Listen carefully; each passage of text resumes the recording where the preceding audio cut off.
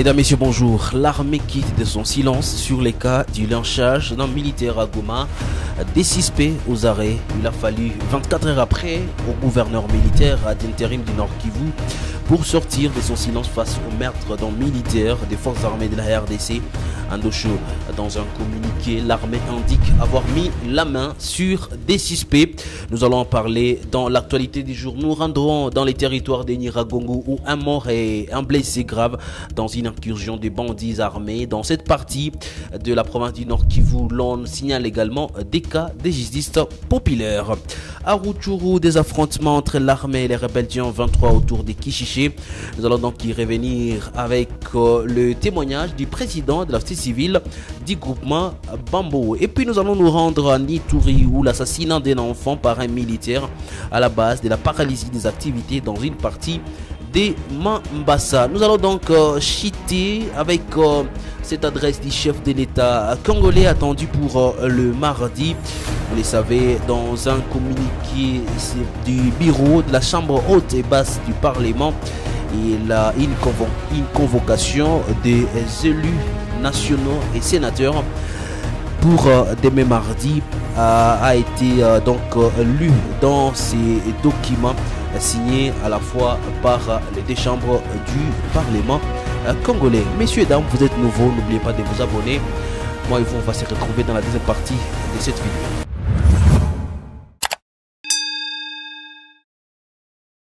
Parce qu'il s'agit d'une question aussi cruciale et capitale, revenons sur cette réaction de l'armée.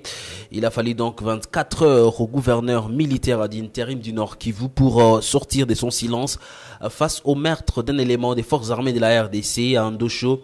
Dans un communiqué de presse signé par son porte-parole, l'armée dit, je cite, « Les forces armées de la RDC regrettent la mort de l'un de ces éléments répondant au nom de Ruta Gasura Patrick, grade capitaine, mort survenu la nuit du 9 novembre 2023 à Goma. » L'armée, dans ces mêmes documents signés par le lieutenant-colonel Guillaume Njike Kaiko, révèle que sur instruction du gouverneur militaire, des enquêtes ont été déclenchées pour connaître les circonstances ayant conduit à ces tristes événements.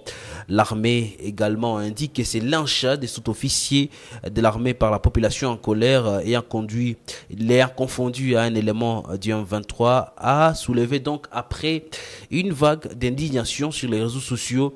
C'est donc par exemple la société civile d'Endosho qui par son secrétaire condamne les recours à la justice populaire et celui-ci rappelle également aux habitants que leur rôle est de lancer des alertes auprès des autorités au cas où ils remarquent un mouvement suspect dans la ville du Goma. Et vous le savez, donc depuis lundi 6 novembre 2023, une psychose règne dans les chefs de la population et des habitants de la ville du Goma. Celle-ci est due à l'avancée des rebelles sur différents fronts dans le Massissi et les rumeurs et faisant état de la présence des infiltrés du 23 dans la capitale de la province du Nord Kivu. Et à Goma, il faut le dire que déjà des bouclages commencent à s'enregistrer, des checkpoints pour vérifier qui circule exactement à Goma.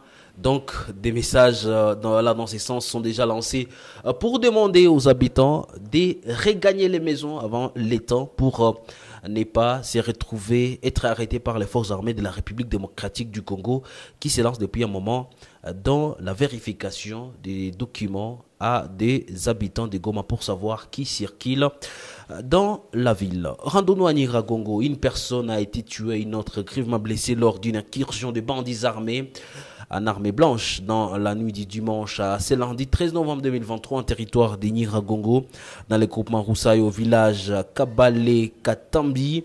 Selon les sources locales, l'incursion des bandits a eu lieu vers 2 heures du matin. Les assaillants étaient munis d'armes blanches.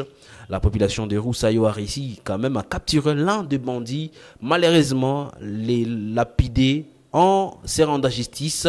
C'est le deuxième cas de justice populaire enregistré dans les villages Kabale Katambi, où le conseil communal de la jeunesse est en train de condamner ces cas de justice populaire et demande à la population de ne pas céder à cette situation, mais d'être vigilante pour ne pas tomber dans le piège de l'ennemi. Cette structure appelle les autorités à prendre aussi toutes les mesures sécuritaires en vue de mettre fin à ces cas d'insécurité devenus une monnaie courante dans cette partie de la province du Nord Kivu. Et il faut rappeler quand même que dans la même nuit du dimanche, c'est lundi vers 21h, plusieurs coups de balles se sont fait entendre dans plusieurs villages du territoire de Nyiragongo. Le président du conseil local de la jeunesse de Rukoko, Chance Kimanuka, précise que les causes de ces crépitements des balles dans son entité ne sont pas encore connues. Il appelle donc la population à la vigilance et aux autorités de leur venir en aide pour mettre fin à cette situation.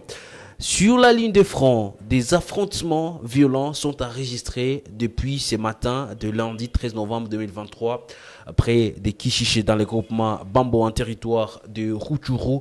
Selon des sources locales, des détonations des armes lourdes et légères sont entendues dans la zone suite à ces combats qui ont commencé dans les villages Tchaï et qui se rapprochent de l'agglomération de Kishiché. Dans un message lancé par le président de la société civile du groupement Bambo, je cite, des combats continuent, mais les rebelles ne sont pas encore arrivés à Kishiché. Les combats se déroulent à 4 km de Kishiché, à Mukondo, après Tchaï, mais aussi à Kabingo, vers le parc. La population de Kishiché a fui vers Kirima, a donc indiqué Paul Lutimba Roy, président de la société civile des Bambo, à Kivu Morning Post. Rendons-nous à présent dans la province de l'Ituri, où un élément des forces armées de la RDC, de la 31e brigade, basée dans la région de Mambasa, en province de l'Ituri, a ôté la vie à un enfant la nuit du dimanche au quartier Mputu. D'après le maître John Vouleverio, un activiste de droits de l'homme dans cette partie de l'Ituri, la victime a été criblée par ces militaires alors qu'elle a attrapé des sauterelles avec d'autres personnes la nuit à proximité d'une lampe communément appelée projecteur dans cette partie de la République démocratique du Congo. Restons toujours en Ituri où 12 civils parmi les personnes prises en otage lors d'une incursion des terroristes ADF survenue le jeudi 9 octobre dernier dans le groupement Tondoli en Souferi des Banyali Chambi ont été relâchés par les rebelles ougandais de l'ADF. Des explications nous fournissent ce lundi par Étienne Baba Lilo, ces chefs de la région, renseignent que ces civils ont été libérés dans la soirée du dimanche. Pour le moment, il faut les signaler que des poursuit la même source. Ces ex-otages sont déjà dans leur famille. Toutefois, Étienne indique qu'après la récente attaque dans la région, les militaires FARDC-UPDF qui ont été déployés dans la zone continue donc avec des opérations pour essayer de récupérer d'autres otages. Il faut rappeler que lors de l'attaque du jeudi 9 novembre dernier, les ADF ont tué 20 civils et d'autres portés disparus selon des sources concordantes. Finissons l'actualité du jour par cette adresse du chef de l'État, toujours entendue par le peuple congolais. Le président de la République démocratique du Congo, Félix Antoine Tshisekedi, va s'adresser à la nation mardi 14 novembre 2023. Il s'agit de son dernier discours sur l'état de la nation avant le début de la campagne électorale pour les élections présidentielles en décembre 2023. Félix Tshisekedi est donc candidat à sa propre succession pour briguer un second mandat pour ces élections.